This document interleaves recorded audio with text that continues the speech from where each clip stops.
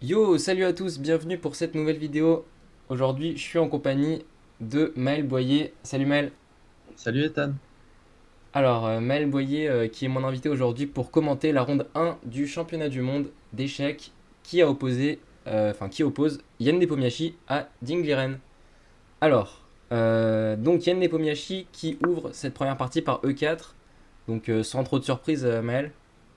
Ouais, il... il joue pas mal de choses, mais E4 c'est un coup qu'il aime bien jouer, souvent. Ouais, donc E4, 5, cavalier F3, cavalier 6 et fou B5. Donc l'espagnol, il réutilise un peu l'ouverture qu'il avait utilisée contre Magnus Carlsen il y a 2 ans. Ouais, c'est l'ouverture la plus à la mode, je dirais, ces derniers temps, au top niveau. Ouais, donc ok, Dinglan qui joue à 6, donc pas de berlinoise. Yann Nepomniachtchi qui joue fou A4, cavalier F6, petit roc, fou E7. Et donc là, on aurait pu s'attendre à tour E1, qui est la grande ligne ici. C'est ça le coup classique, ouais. Et là, en fait, Yann Nepomniachtchi qui part pour une petite ligne, c'est fou prend C6. Alors, c'est quoi l'idée après pion prend, Maël, dans cette position?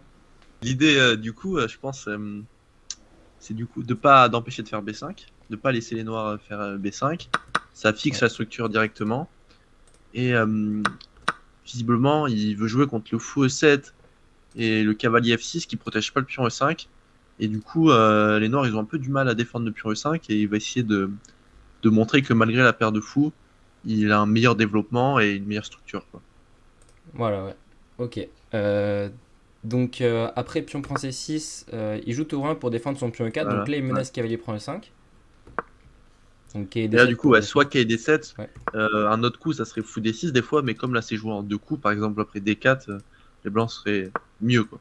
Ce serait beaucoup mieux, sûrement. Ouais, on va D4 et là les Là, pièces déjà, il qui y a des sont. problèmes concrets. Les Ouais. blancs sont beaucoup mieux développés. Ok. Donc, quai D7. Donc ici, Yann qui envoie quand même D4. Donc pion prend, dame prend. Menace dame prend G7. Donc ici on aimerait bien faire fou F6. Mais là ça marche pas parce qu'il y a E5. Ouais, Donc là ça c'est. fait... Les blancs gagneraient encore un temps et Ouais, là c'est catastrophe ça avec devient... E6 qui arrive après. Donc ok, donc il rock. Fou F4. Cavalier C5. Et donc ici, moi la question que je me posais c'est donc Yann a joué dame E3 dans la partie. Pourquoi il est pas venu échanger en D8 pour forcer fou prend D8? Alors, en fait, dans cette position, les noirs, ils ont la paire de fous, donc s'ils s'organisent, ils vont normalement être très bien. Hmm. Et il veut profiter du fait que les pièces blanches sont mieux placées et, et pas les pièces noires, du coup, pour essayer de mettre le plus de pression possible. Et la dame en D8, en fait, elle est beaucoup moins bien placée que la dame qui sera en E3 cachée, qui peut pas être attaquée. Et après, par exemple, dame E3, qui C3, tour D1, peut, Ting Liren peut se retrouver, peut avoir quelques problèmes et se retrouver un peu désorganisé. Ok. Donc du coup il joue effectivement dame E3 pour, euh, pour garder les dames. Donc Linglan qui envoie fou G4 pour sortir son fou avant de jouer cavalier Voilà, E6. c'est ça. Ouais. Il essaie de se développer le plus rapidement possible, même si il va échanger une pièce pour ça, c'est pas très grave. Ouais, il a vraiment envie de finir son développement. Donc ici, Nepo il envoie cavalier D4. Il veut, il décaler son cavalier peut-être pour viser à long terme la case F5.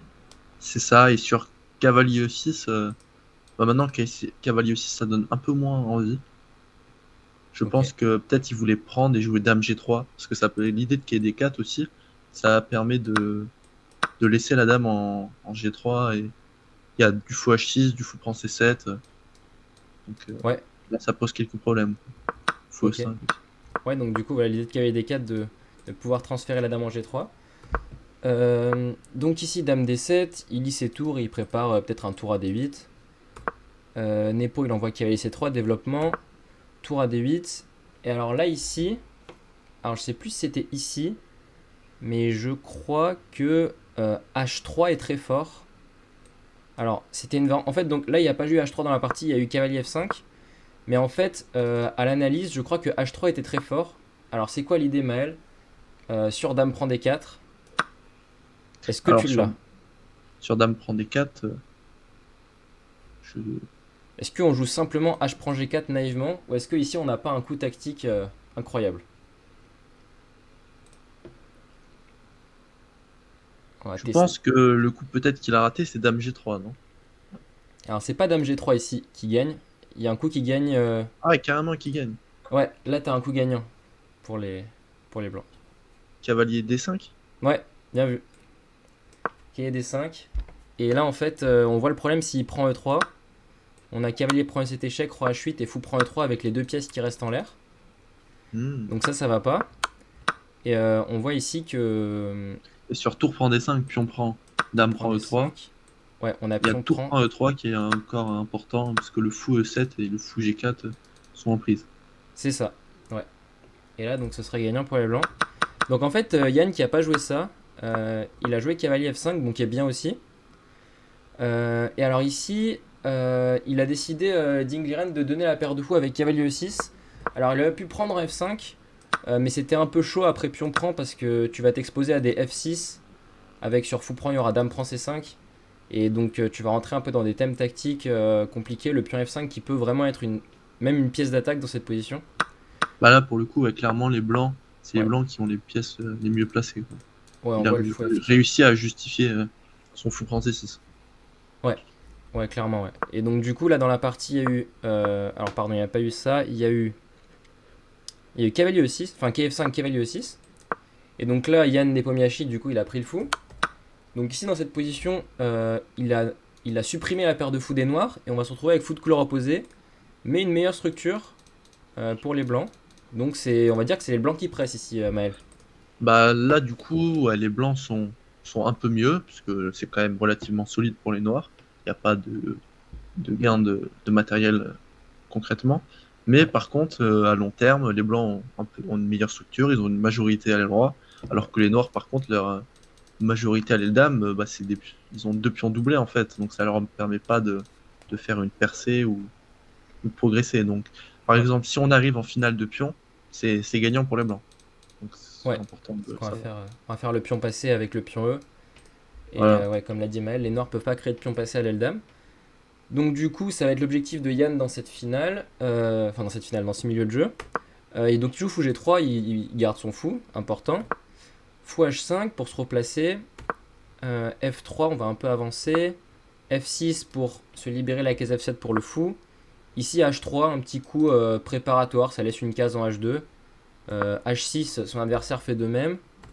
Roi H2, fou F7.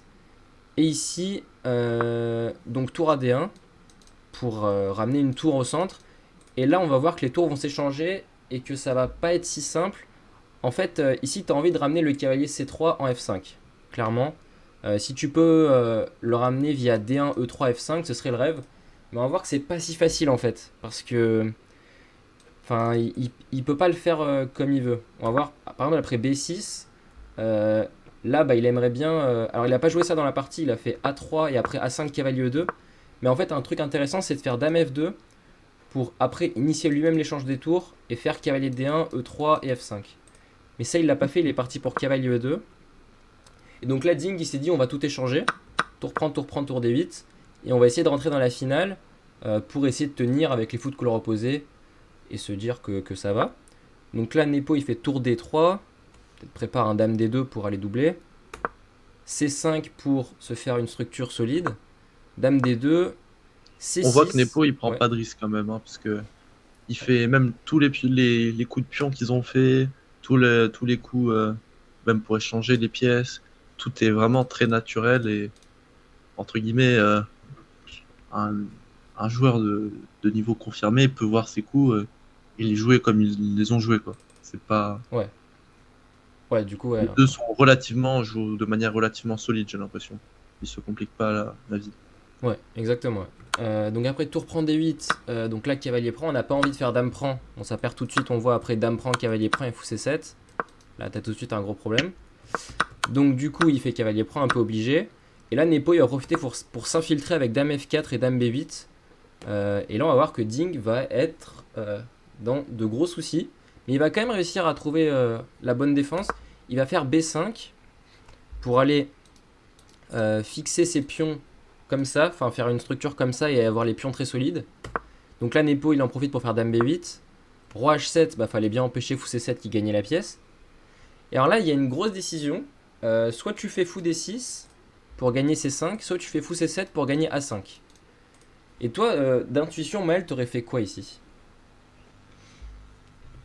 Euh, c'est une bonne question. Je sais pas. Fou Nepo, il y D6, a ça a passé l'air du d'être temps dans cette le plus décision. logique, mais Fou D6 le plus logique? ouais. En fait, c'est marrant parce que j'ai regardé le live un peu de Kevin, il disait que Fou C7 c'était le plus logique pour aller, Ah ouais. pour aller prendre. Bah en fait, tu veux prendre A5 et tu te fais un pion passé éloigné. Oui, mais bon, le pion C5, il peut toujours embêter les blancs. Par exemple, les blancs, une fois qu'ils ont enlevé le pion C5, ils ont la case D4. Et n'empêche, ils contrôlent pas mal de cases.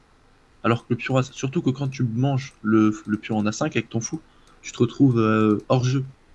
Donc Ouais, visiblement, vu les coups que faisait Nepo avant, c'est-à-dire vraiment relativement pleutre, ouais. bah c'est pas étonnant qu'il joue fou D6 quoi. Ok, ouais. Ouais, donc d'après Maël, ça va dans la logique de jeu de Nepo. Ouais, donc il a joué Fou D6, bien vu. Dame D7, et là il est pas parti pour Fou prend C5, il est parti pour Cavalier G3, et il est vraiment essayé d'aller mater avec Cavalier F5 et de ramener toutes les pièces. Et c'était quoi le problème de Kev Fou prend D5? Alors Fou prend, je pense qu'il y a du Dame D2, avec la dame qui commence à... Genre imaginons que Cavalier G3, bah peut-être déjà Dame prend C2, et déjà ça devient chaud. Ouais, dame prend D8, dame prend A5, les blancs restent avec un bon pion de plus quoi. Alors ça c'est une bonne question, j'ai pas poussé. Euh, qui Et est du coup G3? sur G3, Ouais, cavalier E6 ouais, qui est peut-être. E6 plutôt, ouais, c'est ça. Et Fou après tu... D6 et KD4 par exemple, ça peut... Ouais, Ouais, ça peut vite se retourner en fait. c'est ça. Donc ok, cavalier E6. Ok, donc là il a fait cavalier E6, F4. Donc là il veut vraiment faire F5, après peut-être revenir en E2 F4 pour aller chercher des bonnes cases. Donc là très bon coup de Nepo H5 pour faire H4 et pour chasser l'autre cavalier. Donc ici C3, C4, H4 pour empêcher que les noirs fassent H4. Et là Dame D8. Et en fait on va voir que là Nepo ne va pas pouvoir empêcher l'échange de dames. Parce que on voit qu'après Dame B7, alors ce qu'il a fait, il va y avoir Fou D8 suivi de Dame D7 et sa dame va être coincée, il va être obligé d'échanger les dames et après ça va être nul assez tranquille donc on va passer à la fin de la partie. Cavalier F5, Dame D7, Dame B8, Dame D8 donc là Nepo qui va un peu forcer l'échange de dames parce que bon il est content de faire nul quand même. Dame prend, cavalier prend, Quai D4, Quai B7, E5 donc il veut créer son pion passé quand même. Roi G8. Toi est-ce que tu aurais peur dans cette finale avec les noirs Maël ou tu te dis c'est nul tranquille? Ça dépend qui j'affronte. Si Ouais, c'est... j'affronte Nepo, j'ai peur. Si j'affronte Banane, ça va Ouais, mieux. j'étais sûr que t'allais dire ça. C'est vrai que c'était une bonne. Je t'ai tendu une bonne perche quand même. Roi G3, Fou D7, Fou C7, qui est C5. Ok, Fou prend A5, donc là il a laissé le pion A5, mais pour aller se réactiver vers D3, c'est logique. Qui est D3, E6, Fou prend, qui est prend 6, et là on va voir tous les pions qui s'échangent. Et donc là, Fou de couleur opposée, y a aucun moyen de passer ça. Il a essayé un peu quand même, mais voilà, ça a signé la nulle. Donc ouais, plutôt une partie sans trop de risques, on va dire, de la part de Nepo qui a pas voulu... Ouais, il aurait pu, je pense qu'il aurait pu essayer d'être plus tranchant, de prendre plus de risques, mais plus des décisions en fait, plus, plus tranchées quoi. Parce que Ouais, même quand il fait fou D6, après il prend pas le pion, il choisit de juste de garder un avantage parce qu'il a des pièces mieux placées. Mais à un moment, si tu prends pas de décision, ton avantage statique, tu dois en faire un avantage dynamique. Comme ouais, là qui, je vais revenir à ce que dit Mel, c'est vraiment instructif. En fait, là quand il fait fou D6, Nepo, là donc voilà, il fait cavalier G3, c'est ça dont parlait Maël. Mais ouais, donc là il a vraiment un avantage statique, c'est-à-dire, pour ceux qui savent pas, c'est vraiment un avantage à long terme. Le pion E4, enfin la meilleure structure de pion. Et voilà, convertir ça en avantage dynamique, ça veut dire... bah... enfin, je sais pas bah trop. c'est par exemple, je sais pas, mais par exemple fou prend C5, c'est concret. Ouais, Si tu fais fou D6, normalement, bah, c'est pour faire fou prend C5. Surtout que si fou C7 gagne un pion, tu choisis un des deux. C'est-à-dire que même ton avantage statique, tu peux faire en sorte aussi de le faire évoluer. C'est-à-dire que là, il était mieux positionnellement. Euh, mais il peut prendre le pion A5, laisser du jeu, ou là prendre C5. Bon, je sais pas, peut-être que Dame D2, il y a assez de jeu, mais bon, Dame D2, ça menace quand même. Il y a toujours le cavalier D8 en l'air, donc c'est pas non plus si dangereux. Par ouais, exemple, même cavalier F4, peut-être, est jouable. Je sais pas. ouais. Ouais, c'est vrai que c'est intéressant. Dame prend Euh, C2, Dame prend D8, Dame prend C5, Dame prend A5, Dame E5, et il y a l'air d'avoir G3. Donc c'est peut-être. G3, Non, et Dame D. justement, Ouais. oui, Ah, Dame D2, du coup. sur Ah Dame non. D2, G5. Ouais, du coup. Ouais. C'est ça que je voulais dire. Donc Ouais. peut-être c'est de ça qu'il a eu peur. Mais du coup, fou D6, peut-être que Ouais. fou C7 était Ouais, bah là, en fait, Fou un C7 effet. était mieux, hein. C'était le meilleur coup de l'ordi. Mais Ouais. ouais, en fait, alors Je pense qu'il a je eu crois qu'il a peur eu peur de. de ça, hein, de un truc comme ça. Voilà, du coup, c'est le problème, c'est que le pion C5 est toujours là, permet au nord de s'activer un peu, Mm. mais bon, quand tu laisses passer une chance comme ça dans un match de championnat du monde, à la fin, tu peux le regretter.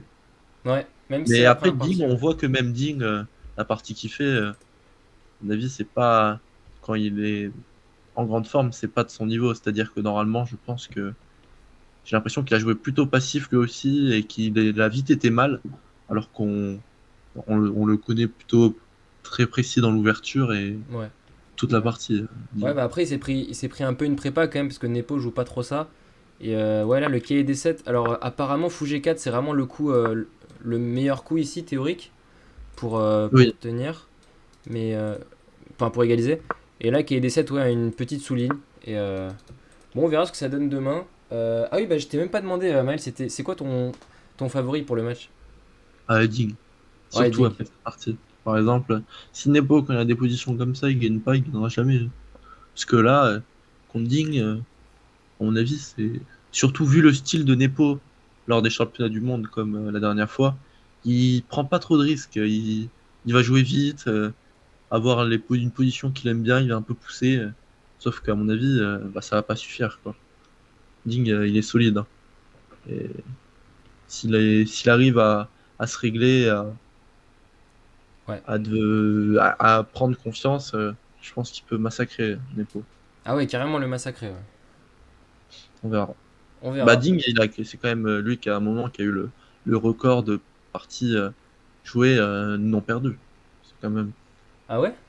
Bah, il a eu plus de 100 parties sans perdre. Il a fait plus de 100 parties sans perdre. Ah, je savais pas. Plus que Carlsen, du coup. Bah, du coup, en fait, c'était Ding qui l'avait, et après, Carlsen a dépassé le record de Ding, Ok. Ah ouais. il Ah, me c'est sympa. semble. Une info sympa de notre Info, cher Maël. info Maël. Ouais. Bah, du coup, Maël, je te remercie beaucoup d'être passé. Mais merci à toi, Ethan, de m'avoir invité. Ce fut un plaisir Ok, alors de du coup, commenter avec toi. on aura des prochains invités toute la semaine. Je vous rappelle, on commente toutes les parties sur cette chaîne. Et on aura des invités de qualité comme Maël. Aujourd'hui, j'espère que vous avez apprécié la vidéo. N'hésitez pas à mettre un petit like si vous avez aimé et à vous abonner à la chaîne. Je vous dis à très bientôt. Ciao. À plus, les Ray. Yo. Je suis. Ah, ma voix, elle s'est enrouée. Attends, je recommence. Ça, faut vraiment que je la mette. Yo. Ah, je te partage pas l'écran? On recommence, non? Ouais, viens, on recommence. C'est l'enfer. Oh, je m'étais focus dans le truc. Non, mais déjà, moi, j'arrivais pas. J'ai perdu ton prénom. Attends, Tu m'as dit bonjour, Maël. Je t'ai dit, ouais, je, je je sens pensais que, à je Banal, sens que cette vidéo, je vais la garder, frère. mais je trouvais pas Ethan. C'est une dinguerie. Alors, c'est quoi l'idée après pion prend, Maël, dans cette position? Euh, Pas d'idée.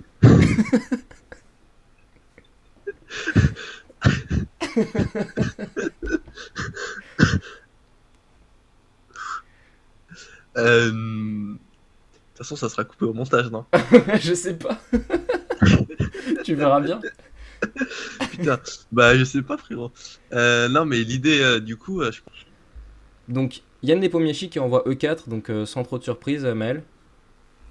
oui.